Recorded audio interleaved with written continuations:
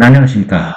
이미 들으신 분은 들으셨겠지만, 이제 김은경 더불어민주당 혁신위원장이 노인 폄하 발언으로 아주 곤욕을 치르고 있는 그런 와중에 있고, 대한민국의 어르신들은 물론이고 전 국민을 분노와 충격 속에 몰아넣은 게 지금 계속 현재 진행형으로 일파만파 확산이 되고 있는데, 그러한 사태를 사과도 하고 변명도 하는 이제 그런 해명 과정에서 김은경이 뭐라고 얘기를 했느냐.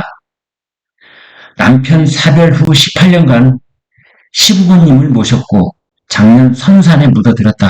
그래서 어르신에 대해 공경하지 않는 마음을 가지고 산 적은 없다. 이렇게 말을 했습니다. 특히 대한노인회에 계시는 그 이제 회장님을 비롯한 그 어른들한테 그런 식으로 본인이 어른을 공경하지 않는 마음을 가지고 산 적은 없다.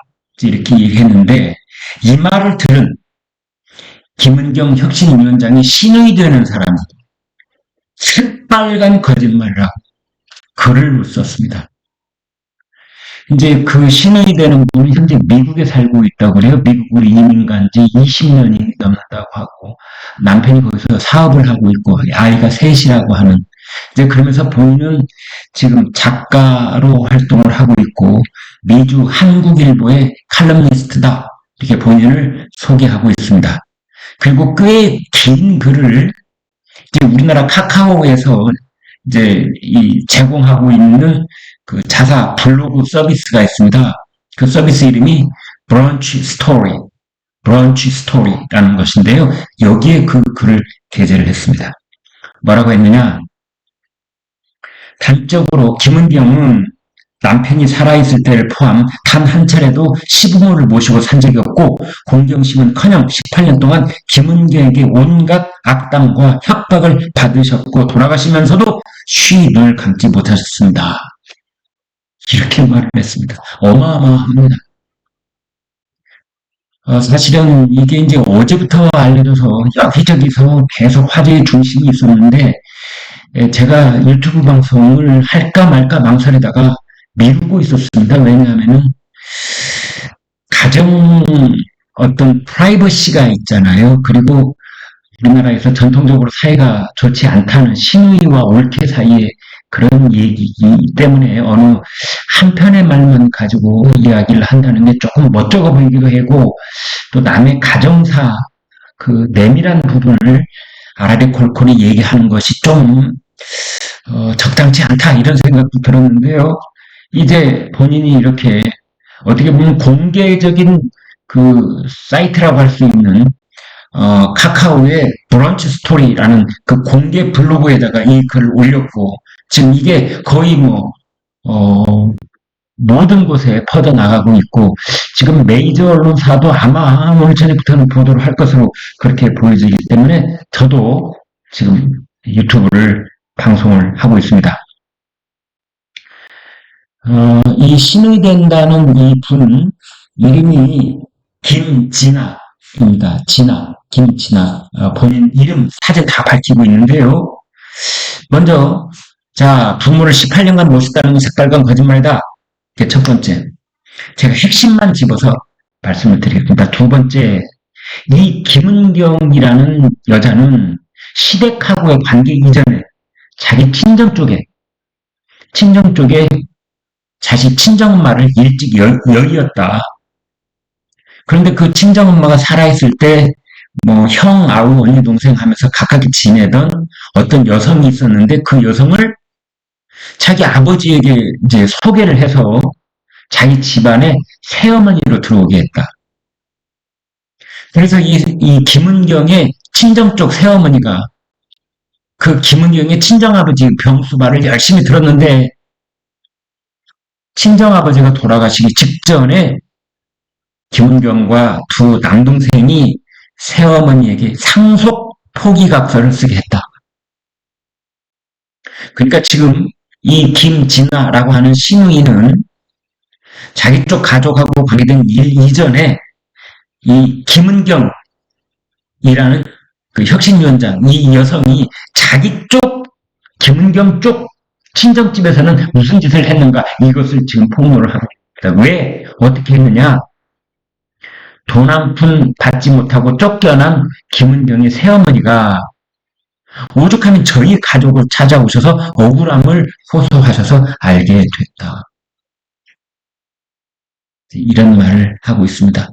그러니까 김은경 위원장은 인간 말종에 해당되는 사람이다. 사람은 변하지 않는다. 먼저 친정 쪽에서 이런 일을 했다. 라는 식의 이야기를 이어가고 있는 겁니다. 그러던 차에 2006년 1월, 지금부터 18년 전, 햇수로는 19년, 17년, 18년 전이 되겠군요. 그때 김은경의 남편이 자살을 했다는 겁니다. 김은경을 견디지 못해서 자살을 했다는 겁니다. 뭐라고 했느냐? 오빠가 고층 아파트에서 뛰어내렸습니다. 집에는 아이들과 아내가 같이 있고 초저녁이었고 너무나 갑작스러운 일이라 모두가 믿을 수 없는 상황이었습니다. 믿을 수 없는 상황이었다. 이 일이 벌어졌을 때 김은경이 시댁 식구들한테 뭐라고 했느냐? 남편이 이제 오빠라고 불렀던 모양이에요. 남편이 제 무릎을 베고 누워서 저에게 사랑한다고 말했어요. 침이 제 무릎에 흐를 만큼 사랑한다는 말을 많이 하고 들어갔어요. 그러더니 갑자기. 그러니까, 김은경의 남편과 김은경이 이제 같은 장소에서 서로 무릎을 베어주면서 이렇게 서로 사랑한다 그러고 있더니 이제 김은경이 남편이 다른 방으로 가더니 그냥 갑자기 이렇게 이런 일이 생겼다라는 식으로 김은경이 그 시댁 식구들한테 변명을 했는데 그때 김은경 남편이 투신 자살을 했다는 소식을 듣고 이제 그쪽 시댁 식구들이 황급하게 그쪽에 갔을 거 아닙니까? 그때 그 김은경의 둘째 아이가 30살밖에 안 됐는데 이렇게 말하더랍니다. 엄마랑 아빠가 막 싸웠죠. 그래서 아빠가 화가 나서 뛰어내렸죠. 그러면서 이 신흥이 되는 분이 이렇게 묻습니다. 자, 어떤 말이 진실일까요? 침을 흘리도록 사랑한다는 말을 거듭해서 주고받았던 그게 마지막 순간이라던 김은경 말이 진실일까요? 아니면은 엄마랑 아빠랑 막 싸웠죠. 그래서 아빠가 화가 나서 뛰어내렸죠. 라고 말했던 그 30살짜리 둘째의 말이 진실일까요? 이렇게 묻고 있는 겁니다. 그러면서 말을 이어갑니다. 김은경은 오빠가 떨어져 죽은 그 순간부터 장래가 끝난 우리가 본 어떤 순간에도 눈물 한 방울 흘리지 않았습니다. 그 다음에 이제 네 번째 폭로를 이어가는데요. 네 번째 폭로의 그 핵심 요점은 뭐냐? 이런 어수선한 틈을 타서 김은경의 시아버지가 가지고 있던 사업체를 그 잘 나가는 사업체였답니다. 그것을 김은경이 자신의 친동생 이름으로 바꿔놓았다는 겁니다. 그 시댁 쪽 사업체와 재산을 다 빼앗아 버렸다는 겁니다. 김은경이 자기 친정 동생 이름으로 바꿔가지고. 사업체는 오빠가 죽기 직전 시아버지의 이름에서 오빠의 이름으로 전환되어 있었고 오빠가 죽고 나니 곧바로 김은경의 친동생 이름으로 바뀌었다는 것입니다. 그러니까 원래 이 사업을 하시던 분이 이제 김은경의 시아버지가 사업을 하시고 있던 건데 그 시아버지의 사업체를 지 남편 이름으로 바꿔놓더니 지 남편이 죽고 막 이런 어수선 틈에 그 남편 이름으로 돼 있는 사업체가 어느덧 김은경의 친동생 이름으로 돼 있더라. 그런데 김은경은 법학 박사다, 법학 박사. 독일에서 마나임 대학에서 박사학위. 법을 얼마나 잘 알겠느냐. 보험법 전공입니다. 보험법 전공. 그냥 이런 문제는 더더욱 잘하는 사람이죠. 그래서 시댁 식구들이 어떻게 손 써볼 방법이 없었다. 김은경한테 꼼짝 못하고 재산을 다 빼앗겼다. 하나뿐인 아들을, 그것도 그렇게 반듯하게 키운 아들을 잃은 고통도 모자라 두 분이 김은경의 시부모들을 말합니다. 두 분이 그동안 땀 흘려 일구어놓은 사업체까지 며느리가 가로채 갔으니 집안은 풍비박산이 났습니다.